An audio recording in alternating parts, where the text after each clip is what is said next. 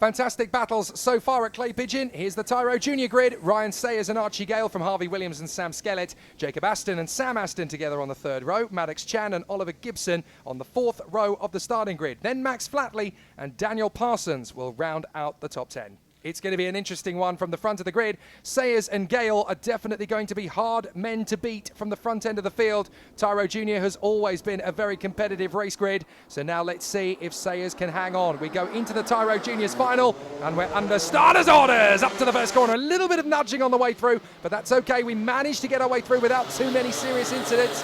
A couple of slides, but it is Sayers who hangs on in front of Archie Gale. Everybody else, it's all still very much in the wash at the moment, but it's a hand in the air for Archie Gale. He doesn't seem to be very happy with the way things played out at the start, but it's the man from Ross-on-Wye, Ryan Sayers, that leads early doors. You've got Max Flatley in this one. He's further down the field. He's starting on P10, I think. He's made the move this weekend. Looks like he's made the move from Tyro Mini to Tyro Junior, as the move there is made for fourth place, Jake. Yeah, that was Sam Skellett, I think, trying to take back a position that he'd initially lost on Sam Aston. So he manages to pick up that fourth place once again. Back end steps out big time for Sam Skellett. Now that's going to cost him a little bit of momentum to the top three, but it does save his bacon through the right-hander because he was able to catch it without causing too much of an issue. So up to seventh, we've still got that great battle between Maddox Chan and Dan Parsons. There is Sam Aston's details, the man from Lichfield in Staffordshire.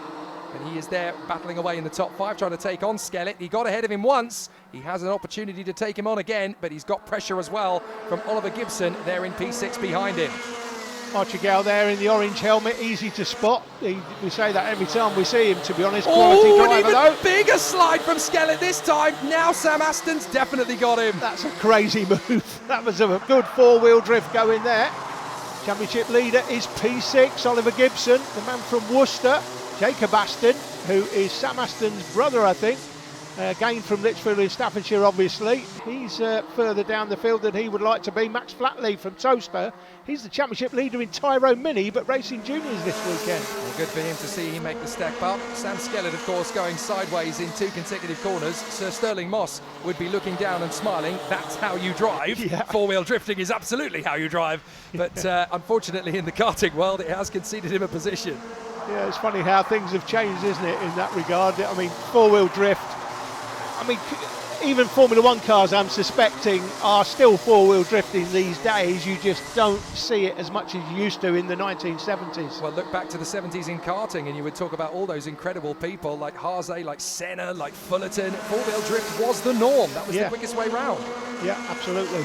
So Harvey Goes Williams through the line one more time. Fastest lap. Yeah, fastest lap by Harvey Williams that time. Is in third place. But getting closer, this could turn out to be a 3 or 4 way battle here. That's what I love about Tyro Junior. It's never done in one lap, is it? It always ebbs and flows through the course of a great duel. Now, interesting there, Dan Parsons deciding not to go for what looked like a fairly clear move on Maddox Chan there. He had a good build-up out of the chicane. Decided to just relinquish it for a moment there in Hans Hairpin. Sometimes you just need that little bit of extra time to make that move. If you go too hungry at the first opportunity, you can end up costing yourself dearly. Sayers, Gale and Williams. Gale sets the fastest lap now, the man in that orange helmet, there he is. He's a high quality individual, a very, very quick driver indeed is Archie Gale, and he's going to fancy the job here. He's right on the back of the leader now, and you can expect him to take the lead at some point. It's just a question of when, I think. And it's also a question of whether he can sustain it as well, because getting into the lead is one thing, keeping it is another, and it's going to be tricky against someone with the measured consistency of Ryan Sayers. We know that Archie Gale is particularly quick, but what really helps Ryan Sayers along is that he's so good at churning out these metronomic laps, these 35.4s, these 35.5s. He's really, really consistent. He's a metronomic driver. Any sports car team in the future in GTs would absolutely adore a driver of his kind of caliber. Harvey Williams, though, is gaining on both of them. He's picked up a 35.3. This is exactly what he needs to get himself back into the mix. Yeah, and if these three start battling, that's what Sam Aston needs them to do, because he needs to make up a bit of a gap here. But Williams coming right to the back of Archie Gale. It looks like Aston's getting a little bit closer. Again, another fastest lap by Harvey Williams. So of course, he can judge what he's doing based on what the two in front are doing. So he can judge his braking on them. And there comes Sam Aston in the blue helmet. Oh, look, Gale is really starting it. He's starting the attack now. Sayers was glued to the inside line. There was no opportunity for Archie Gale, but you can sense he's losing patience. He's window shopping, isn't he, at the moment? He's just having a look. He's not actually buying anything, but he's going to be buying something very soon, I'm sure. But he may lose the chance. He may do, because I think Williams is going to have a go at him.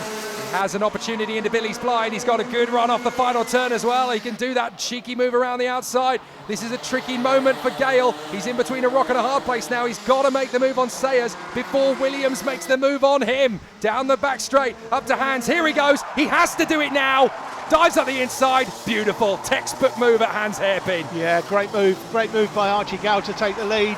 So these three now, that will encourage Sam Aston there in fourth place. Oh, he's held him, he's locked him in, and that's a chance for Williams. Williams is now going to get through past both of them. Oh, what a move from Harvey Williams. As Gale pinches Sayers, Williams goes, right, that's my chance. I'm never going to get a better run at it. And he manages to get them both in one into Paddock Bend at Clay Pigeon. You're never going to get a better overtake on this circuit than Harvey Williams just pulled. 2 in 1 at Clay. I've been coming here for the best part of 20 years, and I'll tell you now, I've seen some great moves here, but that is absolutely, I'm going to say, well, certainly one of the best. That could be the best move I've ever seen in that final turn. In Certainly fact, I'll put it all out there. I think that is the best overtake I have seen of two drivers in the final turn in the last 20 years here at Clay Pigeon. That's astonishing when you consider that includes things like the British Championships. A super one up the inside goes Ryan Sayers, takes back Archie Gale.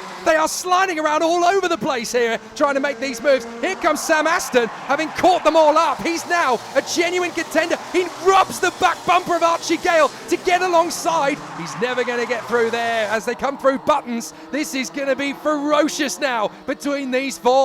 Sam Aston has been watching what's going on out front, and he's thinking, oh, I am absolutely loving this. I'm having some of this, there's no doubt about it. And he's come from a mile back and is now right in the mix. 4 in it.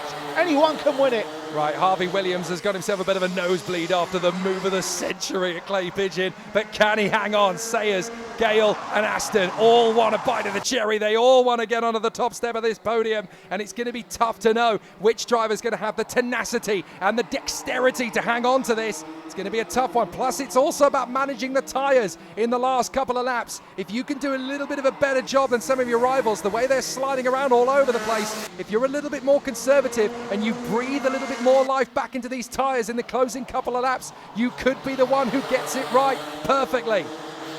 Now, Ryan Sayers here is going to have to come up with a special move, I think, to get past Harvey Williams. I think he'll have a go. First opportunity he gets, he'll have a go. But look at this. Oh, it's nose tightened up. to tail, the top four. Fantastic race. It was 2 pairs. Now it's 4 of a kind. And Williams, Sayers, Gale and Aston are going for snake eyes here to try and get the victory. This is time to go to Vegas. Out of the final turn, you're going to need a gambler's move. There's only going to be 1 more lap to go. You've got to pull something special out of the bag now, boys. Here we go. And this is going to be Gale diving out the inside. He tries. The back end steps out. That's perfect for Aston to snatch it away in a 3rd position, riding the limit of what these karts can do. Amazing stuff as they keep it on right the way through. Magic stuff.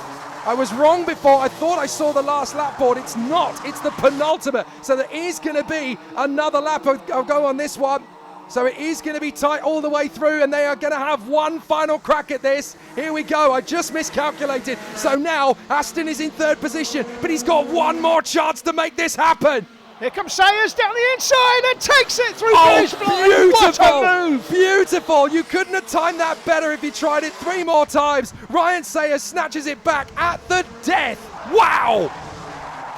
Sayers, Williams, Aston here on the last lap, and it's getting pretty spicy. Aston's been able to charge through on the inside of Williams and now drops out round the outside of Buttons. Through to 3rd comes Archie Gale. He's got a chance of a podium now in 3rd position. He works his way through. It's a little bit of a run wide out of the final turn, but surely it's going to be Ryan Sayers who hangs on at the death. What a victory for Ryan Sayers ahead of Harvey Williams, Archie Gale and Sam Aston. One of the races of the year in UK Kart Series. I genuinely wasn't expecting it to get that spicy that quickly. Ryan Sayers takes the victory from Harvey Williams and Archie Gale. Sadly, a penalty is handed to Sam Aston. That drops him back behind Sam Skellett at the flag, but it doesn't take away from anything he's achieved.